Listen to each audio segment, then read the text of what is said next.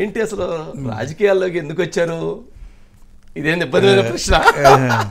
So రాజకీయాల్లోకి ఒక long history ఉందండి.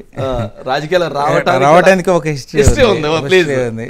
అది మేము పీజీలు చదివినప్పటి నుంచి ఎన్టీఆర్ గారి ఉద్యమాన్ని చూసాం, ఎన్టీఆర్ గారు చేసిన సంస్కరణలు చూసాం. ఓకే, అసలు ఈ దేశంలో 2 రూపాయల కిలో బియ్యం అని తీసుకొచ్చింది ఎన్టీఆర్ గారు.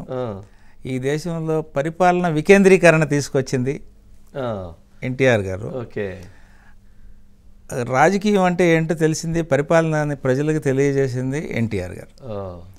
ఆ తర్వాత చంద్రబాబు గారు వచ్చారు. చంద్రబాబు గారు దాన్ని చాలా ముందుకు తీసుకెళ్ళిపోయారు. ఎట్లా ముందుకు తీసుకెళ్లారంటే, ఆయన ఒక పెద్ద దార్శనికుడు. తర్వాత ఆయన స్టేచరు జాతీయ లీడర్ స్టేచరు. ఆయన థింకింగ్ చాలా ప్రోగ్రెసివ్గా ఉంటుంది. ఎట్లా అంటే, ఈ 2 రాష్ట్రాల్లో ఏదైనా అభివృద్ధి జరిగింది అని అంటే ప్రతి అభివృద్ధికి ప్రారంభం ట్రిగ్గర్ పాయింట్ చంద్రబాబు అని చెప్పాలి. అంతేనా? అంతే. దానిలో మొదటిగా అసలు మనం స్పోర్ట్స్ ఇది చేసుకుంటా ఉంటే, మనం అసలు స్పోర్ట్స్ పార్టిసిపేషనే లేని టైంలో నేను స్పోర్ట్స్ కండక్ట్ చేస్తానని ఆఫ్రో ఏషియన్ గేమ్స్ని కండక్ట్ చేశారు. ఇంటర్నేషనల్ అట్రాక్షన్ తీసుకొచ్చారు. మన ఆంధ్రప్రదేశ్ అంటే అప్పట్లో కంబైన్డ్ ఆంధ్రప్రదేశ్లో అటెన్షన్ తీసుకొచ్చారు. తర్వాత ఇన్ఫ్రాస్ట్రక్చర్, దాంతోనే ఇన్ఫ్రాస్ట్రక్చర్ స్టార్ట్ అయ్యింది. గచ్చిబౌలి ఒక చిన్న గ్రామం, అట్లాంటిది 4-వే రోడ్డు చూపించారు. అక్కడ 4-వే రోడ్డు చూపించి స్టేడియంలు కట్టి ఒక వ్యూ, ఇది చేస్తే ముందు మేము ఒలింపిక్స్ కూడా కండక్ట్ చేయగలమని ఒక సమర్థతను చూపించారు, ఇండికేషన్ ఇచ్చేశారు. 2 ఆయన 2000 సంవత్సరంలోనే ఆయనకి ఎంత విజన్ ఉందంటే, ఈ ప్రపంచం ఆర్థిక వ్యవస్థ సాఫ్ట్వేర్ మీదే ఆధారపడుతుంది ముందు అని గమనించి, ఈ సాఫ్ట్వేర్ ఇండస్ట్రీని ఎలా డెవలప్ చేయాలని ఫస్ట్ సైబరాబాద్ ఎస్టాబ్లిష్, గ్రామంగా ఉన్న మాదాపూర్ని సైబర్ టవర్స్ కట్టి క్విక్ స్టార్ట్ చేసేసారు. సో అది ఇప్పుడు ఈరోజు మనం గమనిస్తున్నాం. ఈరోజు అందరం ఫలాలు అనుభవిస్తున్నాం. ఒక విధంగా భారతీయ ఆర్థిక వ్యవస్థ సాఫ్ట్వేర్ ఎక్స్పోర్ట్స్ మీద ఆధారపడింది. ఈ విషయాన్ని మనం అందరం గమనించాం. ఆయన ఆ రోజు 25 ఏళ్ళ ముందు చూడబట్టే విజన్ ఇది జరిగింది.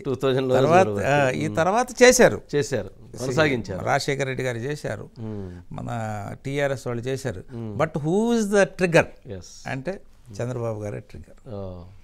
సో అట్లాగా ఆయన చేసిన ప్రజలకు, ఆయన చేసిన భవిష్యత్తు గురించి చేసినవి చెప్పుకుంటా పోతే మనకి చాలా టైం పడుతుంది. ఒక ఎగ్జాంపుల్ కూడా చెప్తాను, ఈ ఎవరెవరు బెనిఫిట్ పొందారని.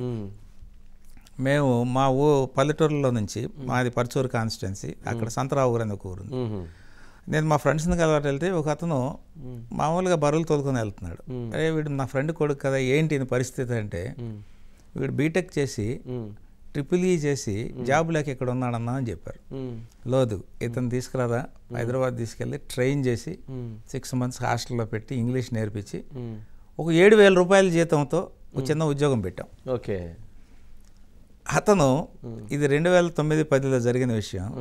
ఇప్పుడు సర్ప్రైజింగ్గా ఆశ్చర్యపోయే విధంగా అతను ఇప్పుడు 3,50,000 పర్ మంత్ జీతం తీసుకుంటాడు.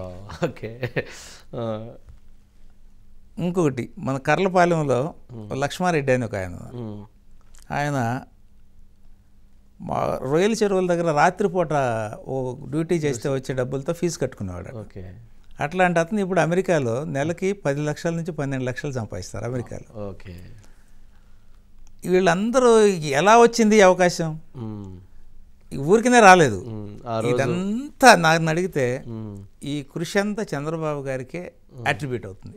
ఈ కృషి అంతా చంద్రబాబు గారి ఐడియాకి మనం అన్వయించాల్సి వస్తుంది. అంటే